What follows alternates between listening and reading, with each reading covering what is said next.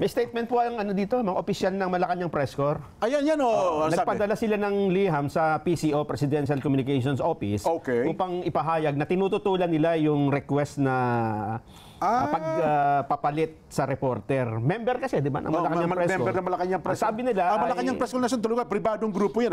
Ito yung mga reporter na nagko-cover sa Malacanang. Ibig sabihin, pinroteksyonan ng Malacanang.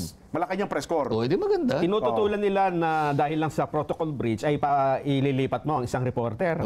Batay sa kanila ay hindi po pwede na ang isang protocol ay maging dahilan para hindi magampanan ng isang reporter yung kanyang tungkulin, lalo na kung ito ay kaugnay na ng ano. Yun na nga sinasabi ko.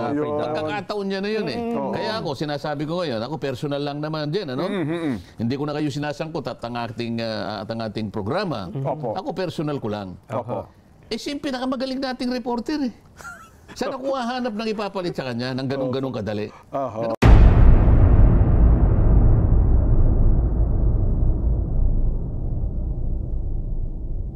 Kasi teka lang, nabalita kasi sa online news at mga aywan ko, wala pa naman sa pahayagan, Sen, ano ha? Ito pong sulat ng Presidential Communications Office. Lumabas na sa pahayagan.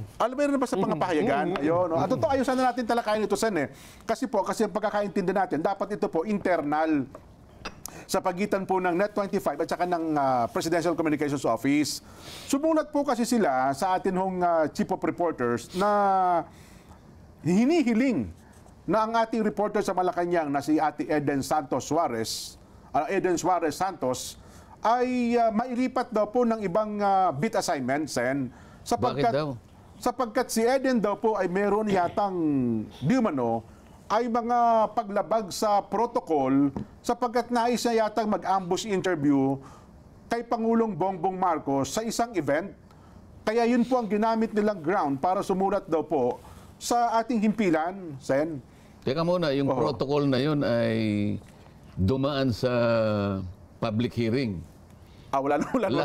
Lahat ba ng mga pwedeng makisama sa isang kalipunan na reporter at kung saan sila dapat maistasyon, alam nila ipinaliwanag yung protocol na yun. Alam nila lahat. At pumayag lahat. Actually, wala namang dito tanong. Dito parang mensahe na pinadadala sa lahat ng mga himpilan ng radyo, telebisyon at mga reporters na nagko-cover ng Malacanang, Sen. Bakit naman, baka naman lumalabag na kayo sa press freedom pag gaganyan. May ganun ba? Kung minsan kasi, may kinakailangang itanong talaga at hindi mo naman talaga mapipili yung oras. Lalo na yung pagkakataon, doon mo lang nakita halimbawa yung taong gusto mong tanungin. At talagang gusto mo namang itanong yun sapagkat bahagi ng tungkulin mo. Hinahabol mo talaga yung may mga ano yung reporter eh. May mga oras, may mga deadlines. At siguro, isa sa kanyang assignment ay kailangan nating magkaroon ng ganitong reaction mula sa taong ito. At ang deadline niya, yun ang panahon na nakita niya. Paano mo ipagbabawal yun? Parang may nilabas silang videos yan eh. Kung hindi ako nagkakama, ito ating event sa Tarlac, tama ba, Nelson? Na parang may papakita ba natin? Alam ko nilabas din nila eh. Sa mga sinasabi mo, merong protocol na bawal ang ambush interview sa ating Pangulo? May ganun po na pakiusap sila na kung maaari, wala tayong ambush interview, maliban lang gustuhin ng Pangulo na yun naman pala. Bakit ayaw ba ng Pangulo na ma-interview siya? O sila lang ang gumagawa ng paraan? Baka naman ang Pangulo nakahanda namang magpa-interview. Sila lang. Yun nga yung sinasabi ko, yung protocol ba na yan pinag-aralan at yan ba'y sinang-ayunan ng lahat ng mga reporters na may kinalaman dyan? Parang yun ata sa kanila, request yun, Sen eh. Parang protocol, request basically. Unang-una ako, personal. Kung hihilingin nila si Eden Suarez Santos ay ilipat at alisin doon, paano natin gagawin yun? Si Eden pa naman ang pinakamatinik nating reporter. Yun na nga po. Paano ko isa-substitute yan? Saan ako hahanap pa? Napakahirap namang kumuha ng reporter. Alam mo naman ang reporter natin, taon na. Taon na ang kanilang training dito. Hindi naman ganun kadali na basta ka na lang maglipat. Saka hindi ganun naman ang patakaran. Bakit naman ako? Kauna-una ang pagkakataong pumunta lang ako sa Senado para lang makita ko yung espasyong binigay sa akin para sa aking opisina. Dalawang bagay kasi ang ipinunta ko ron. merong orientation dun sa Finance and Administration. Opo. Ipinakiusap nila sa araw na yon, magkita lang kami noon, at saka yung staff na, pangunahing staff na nilinya nila, magkausap-usap kami, at saka makita ko na yung aking opisina. Opo. Yun lamang, wala naman akong ipinuntang ibang bagay doon. Pinipilit akong, inahabol ako ng isang reporter. Oo nga. Talagang inahabol ako. Sabi ko, sandali lang, sabi ko, aakyat kami, pupunta kami doon sa fifth floor kasi gusto kong makita lang yung space. Opo. Pwede po ba akong pumanhik din? Ay, maghintay ka na lang dito, sabi ko. Alam niya siguro na magkakahiwa-hiwalay na kami. Tinanong pa rin niya ako. So talagang mapilit. Ayoko talagang magpa-interview. Tsaka na lang sabi ko kasi pupunta lang, nagmamadali kami. Pero pinilit niya. Ano po bang masasabi niyo tungkol pa rin sa impeachment? Opo. Alam mo yung sinagot ko? Dahil nga nagmamadali ako, tsaka hindi naman ako talaga sasagot sa kanya. Ibigay mo na lang yan sa mga marurunong, sabi ko. Opo. Akalain mo, in-upload niya sa ano, Sa social Inquirer naman yan. Opo. Inquirer. Opo. O ngayon natin, 1 milyon na yung views. Yun lang mga Yun lang sinabi ko. make sinabi niyo. Ngayon, ibig ko sabihin, kaya nga ayaw ko magpa-interview sa kanila eh. Opo. Nagagamit lang nila para lumaki yung views nila. Ang aking ipinangako sa sarili ko, pupunta lang ako doon sa network na nire-respeto ko. Yung network, nakasali ako doon. Opo. At doon gusto nila akong pakinggan, makinig sila sa network. Pero may kinalaman sa ambush. Opo, ambush interview. Bakit doon hindi binabawal? Tilang hinabol niya ako eh. Opo. May statement po ang dito, mga opisyal ng Malacanang Press Corps. Ayan yan Nagpadala sila ng liham sa PCO, Presidential Communications Office, Okay. upang ipahayag na tinututulan nila yung request na pagpapalit sa reporter. Member kasi, di ba, ng Malacanang Press Corps. Member ng Malacanang Press. Sabi nila Malacanang Press Corps na talaga, pribadong grupo yan. Ito yung mga reporter na nagko-cover sa Malacanang. Ibig sabihin, pinroteksyonan ng Malacanang. Yes. Malacanang Press Corps. Hindi maganda. tinututulan nila na dahil lang sa protocol breach ay ililipat mo ang isang reporter. Batay sa kanila ay hindi po pwede na ang isang protocol ay maging dahilan para hindi magampanan ng isang reporter yung kanyang tungkulin, lalo na kung ito ay kaugnay na ng ano. Yun na nga sinasabi ko. Pagkakataon niya na yun eh. Kaya ako, sinasabi ko ngayon, ako personal lang naman din, ano? Hindi ko na kayo sinasangkot at ang ating programa. Ako personal ko lang. Siyang pinakamagaling nating reporter eh. Saan ako hahanap ng ipapalit sa kanya ng ganun-ganun kadali? Ano masasabi ko dyan? Ayan. Si Eli Saludar nga, 17 years na nag-cover ng Malacanang.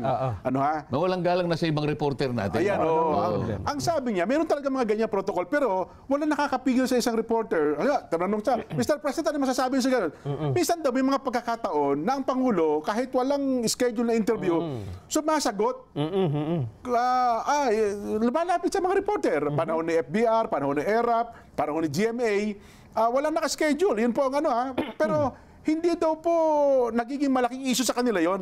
Sapagkat sa Pangulo, okay naman pala yung ganun. Okay naman pala. Tsaka parang bang akala mo binabantay nila pa. Baka mamaya ayaw pa nga ng Pangulo yung ginagawa nilang ganun. Ayun na nga po. Meron bang kasiguruhan na ang Pangulo sinabi sa kanila, ayaw ko ng ambush interview. Ambush interview. Kayo lang ang gumagawa niya para magpasikat kayo. Nakakala mo, pinoprotection yun. Ba't mo hindi niya kailangan ng protection, magtatanong lang naman. Ayun na nga po. Tsaka depende naman sa Pangulo kung ayaw samagot di ba? Kung sasabi ng Pangulo ayaw, hindi naman niya papasinin Nagkakalokohan nga dyan minsan, di ba Nelson? Minsan tayo mga reporter, pero hindi naman to sa Malacanang. Hindi ka pinansin, in-snub ka, Biruan na lang natin yun Pero ibig sabihin, depende pa rin sa tao. Kaya naniniwala ako talagang magaling si Eden Santos Suarez. Pinangingilagan siguro. Diba? Mukhang ganun nga ang sitwasyon sa Well, yun naman ang sabi nung iba, mukhang baka daw nagiging tinik ata sa mga nandiyan sa Malacanang ang Ate Eden. Pero anyway, ang ating talagang magiging tinik dahil matinik. Bayaan mo na yan, ang point lang natin dito, Sen, ang atin pong tanong dito, ang atin pong gusto iparating sa kanila, ang akala kasi natin internal ito sa pagitan po ng PCO at saka ng net, ng news. Pero ang problema, nilabas kasi nila sa news Yun ang mali nila. Yun, kaya sila ang wala sa protocol. Di ba? Yun.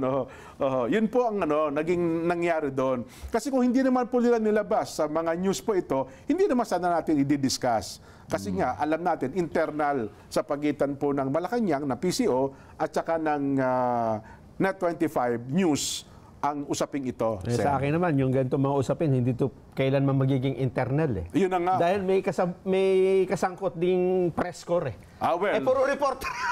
Mapipigilan mo ba lahat niya na... Hindi, ang point lang ata doon, hindi naman ata nila pinaalam din sa press corps, Malacanang press corps, na sumulat sila sa Net25. Malalaman at malalaman yun. Well, Jen. yun na Kaya nga nga po. sila naging reporter. Diba? Yan, ano ha? Nandyan na yan. Ang problema yan, Jen. Halimbawa, pinalitan mo, di ba? Oo. Eh, sigurado ka ba na mas... Baka man yung ipalit dyan eh, mas maraming tinik. Eh, plano ata ako yata. Saka parang parang wala sa hulog yung ganun eh. Bakit? Ba't ka namimili, di ba? Ano bang problema? Yun na nga po. Di ba? Kapag pinadala natin ang isang reporter natin, andun ang tiwala natin. Bakit kayo ang magsasabi na palitan namin? Ayan. Di ba? Kami. Dapat yung nagpadala, yun ang merong discretion na palitan kung saan na siya gustong ilagay. Yan. Hindi kayo ang magpapalit. Totoo. Kahit suggestion lang, parang hindi tama. Hindi pa rin tama. Tama po. Anyway.